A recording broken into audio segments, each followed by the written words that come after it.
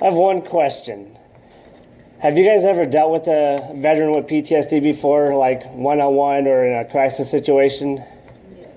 What is the one question that you guys would actually want to ask a veteran before they even get to a crisis situation? What's one question you guys have for them? Anybody have any questions at all if you've ever not dealt with one? Anybody? All right, I'm going to give you a little backstory about me since nobody has questions, which is good because I didn't want to answer them anyways. But my childhood was my dad physically and sexually abused me for 9 years. I watched him molest my sister over and over again. I watched him beat the heck out of my brother Paul. Night times have always been a nightmare for me because my dad would always make me stay up late at night and he would take me to his room and that's when he would do his things with me. So I don't sleep much. I'll get 2 to 3 hours of sleep at night because sleepings are nightmares for me. Even though I'm on really heavy sleep meds, sometimes I stay awake right through it all, but that's normal. I got 3 hours of sleep last night, and I was up for 48 hours straight before that and got 3 hours of sleep. Now, Desiree will tell you, it was a little rough for me driving here today. I was very sleepy, falling asleep here and there. But I got here. When I joined the military in 2001, I got away from the life that I left behind, and I wanted to start a new life. I wanted to make something of myself because nobody in my family completed school. Nobody ever did college or military, so I wanted to do something different. I didn't let my past affect me at that time. I didn't even let it define who I was because I was going to define my future and my destiny because I was proud of who I was, and also my faith in Christ allowed me to get out of there. I joined the submarine force. Have you guys ever been on a submarine? Anybody? They're awesome. Especially when you get to go out to sea for 6 to 8 months on them and you get to live on them. No? Well, I enjoyed it. When you're sleeping on a rack and you have like this much space between you and the one in front of you, and then during a crisis situation, you have to wake up and not hit your head on it, sometimes that's a really hard thing to do.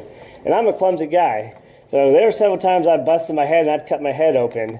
So, but they were fun experiences. Well, one particular day, my chief and medical doctor, they knew about my childhood abuse. I let them know before I even got down there what happened because it was already in my record because I let them know before I joined. Well, somehow it leaked to a lot of people on the boat about my sexual abuse as a child. And so began a wonderful nightmare of me getting woken up to guys with their balls and penises in my face saying, "Hey, why don't you do to me what you used to do to your dad?" All the time, they'd rub it in my face. I'd get out of the showers, and they'd come over and take my towel off and pretend to do things that my dad used to do to me. They would grope me. They would put me up against the wall. They would do all kinds of crazy things. And I used to laugh it off. Just if you show weakness on a submarine, that is the end of your career pretty much. They are going to harass you like crazy. This went on for about a year, and I would laugh it off. Well, a little over a year after that, I just couldn't take it anymore. So I had a suicidal ideation. I wanted to kill myself.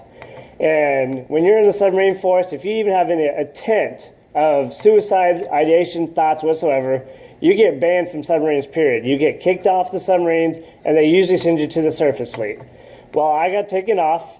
My medical doctor, the UMO, he was a solid Christian man. And the day that I met him, we sat there in his office and we prayed.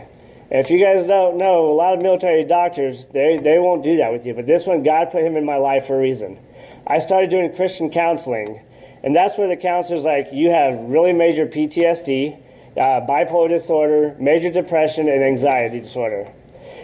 I didn't go on any mess at this time because I wanted to stay on submarines, even though I knew it was going to be a near impossible battle to get back on. But I knew God had a purpose for me. I knew he had a reason for me to go back on there. So I did a year and a half of counseling. Eventually, my counselor wrote a letter to my UMO. My UMO looked at that, and he sent it to Washington, D.C., and I got a waiver. I was the first sailor on a submarine who had a suicide ideation to have to get back on a boat. Why I went back on it, I don't know. Maybe it was the comfort zone. Maybe I was just afraid to go to the surface. Maybe I was afraid of change. Because when I got back to the second boat, I was verbally harassed constantly, just like my dad used to do, verbally harassed. Because of what happened to me on my first boat, everybody knew about it on my second boat, and it was just down from there. I was on 3 different boats, and not one of them accepted me because of what happened on the first boat. They wouldn't even look at the circumstances to why I did it. They just looked at the fact, oh, I was a sissy because I wanted to do suicide. Well, I had 6 surgeries on my left hand. The Navy doctor screwed up my hand, and I eventually couldn't do my job anymore, and I got taken off. Eventually, I got medically retired because of my mental health and some other health issues I had. So after 10 years, they medically retired me out of the military, and that's not what I wanted. I wanted to go full 20. I wanted to be the first one in my family to actually ever do that. But God had other plans. So when I got out in 2011, I decided to start college. And this is where life for me went downhill. Started fighting with my wife daily. I was going to school, fighting with my kids, just not getting along in life. I went from 160 pounds to 200 pounds in less than 3 months. And eating like crazy. I was staying in bed, keeping the lights off. And my wife tried everything, got me to the VA. They tried everything in the world to get me on different medications. In August of 2011, I got into a big fight with my wife, and I took all my pills, locked myself in the bathroom, and I took 30 pills of Seroquel and 17 pills of clonazepam. And I pretty much almost died in that bathroom. I passed out. I was out. The fire department, I had brought something from the living room, and I put it up against the door inside, so they could not even open the door, and I was laying up against it. They had to take an axe and break down the door. They had to literally bust it open and get me out of there. I was already pretty much dead when they pulled me out. My body was lifeless. They got me to the hospital. They had to revive me. They had to do all this kind of stuff, put me on life support. I was on life support for 3 days, and I was in the hospital for 7 days. And then I went to the mental hospital for 2 weeks. After that, from then until 2015, I've had 7 suicide attempts. On all 6 of those times, I was on life support. I was mad at God every time I woke up because I wanted to die. I did not want to be here. I didn't care about my life, my wife, my kids. I cared about myself, and I just wanted to be. I could not stand being here. I was so miserable. Nightmares every night. When you sit there and you fall asleep and you have penises in your face and you have people doing all kinds of things to you, and then you're being reminded of your dad, is not a very good thing. I hated my dad, and I hated myself, and I hated life. I've never really caused problems as far as with police, because every time a police officer would come to me, I was actually very calm. Sometimes I just sat there and be silent, just not say a word. And the best part that I've learned, the one police officer who always comes to my house, even when I'm just ignoring him, he just sat there and remained calm and patient. He didn't get impatient. He didn't raise his voice. Like, I would sit there and stare at the TV, and he just kept asking questions. I just ignored him. And finally, after a little while, he sat down next to me, and he said, "Do you want me to watch TV with you?" I'm like, "Really?" He's like, "Yeah." I was like, "If you don't want to talk right now," he's like, "When you're ready, we'll sit here and we'll talk when you're ready." That was the coolest police officer I've ever met, because he actually took time to really not pursue me as far as a criminal, but as somebody who needed help. And I enjoyed it every minute, because I went to this police officer and I shook his hand and thanked him, because all 6 times that he's come out to my house, he never once put me in handcuffs. As many times as I should have been in handcuffs, he never put me in handcuffs. He asked me, "Do you want me to take you to the hospital in handcuffs or no?" I was like, "I'd rather not." So he would always you always got to search somebody. So yes, they would always pat me down and search me. Never had anything. He would walk me to the car. He'd actually open his window and talk to me the whole way there. Thanksgiving Day of 2015, it was the day I attacked my wife. We got into a big old fight. I ended up beating her with the coat hanger. A lot of people laugh when I say that, a coat hanger? I was like, yeah, I hit her a couple times with a coat hanger. And then I threw her on the bed, and then I took off. Now, the bad part about this is she had just loaded the van with all the Thanksgiving food, because we were going to a friend's house for food. So I took off with all this food in the van, which was a feast for me, because as I'm driving, I'm putting my hand in the macaroni and cheese, and I'm eating the mac and cheese. I'm eating the turkey that was supposed to go over to somebody else's house. And I was flying through the road, going 100 some odd miles an hour in the 25-mile-an-hour zone. I had the cops were behind me, and when they read my plates, they knew that I was a veteran in crisis, because I'm in the Fort Mill district. I'm in their crisis system as a veteran. They knew not to try to pursue me with guns and all that, because I don't have weapons. Eventually, when I finally came to a stop, I actually wanted them to shoot me. I wanted them to kill me. They wouldn't. Instead, they approached me in a nice, calm manner, and got me to calm down, relaxed, talked to me. They let me get back in the van, take the van back home. It's the same cop who always comes to me every single time. He knows me. About that, and they didn't even take me to the police department. They sent me straight to the hospital in Rock Hill, South Carolina. I spent overnight there, and then I got transferred to the Salisbury VA ward. And that is where I think my life started to change, because they put me on right medicine this time. I went from having type 2 diabetes, high cholesterol, and high blood pressure. I was taking insulin 4 times a day. I was having nightmares every day. I was having panic attacks. I was having anger issues.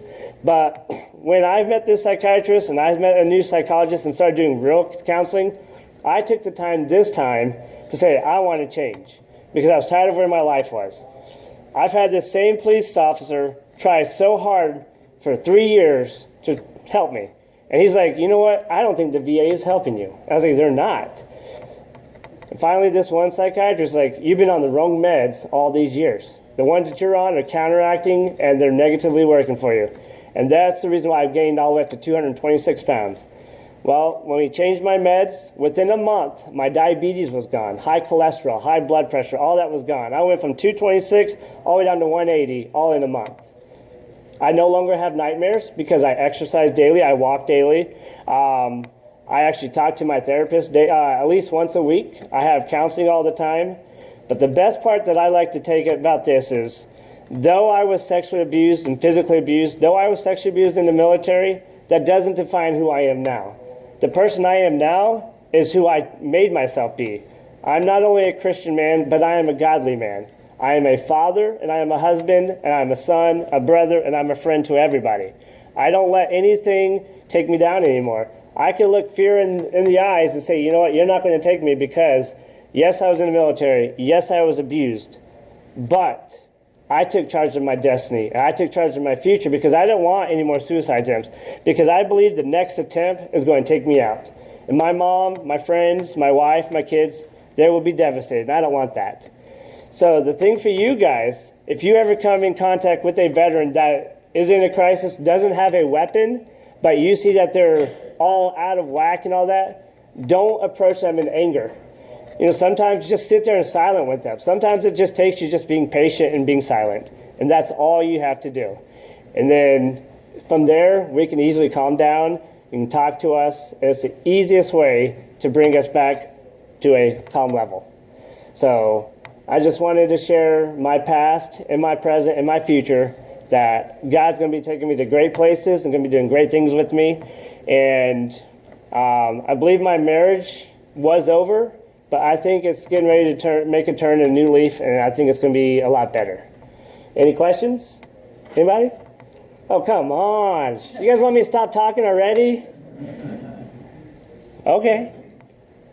All right. Then I'm not talking anymore. This is your last chance. Forever hold your peace. All right. Thank you, guys. Just good. Thank you.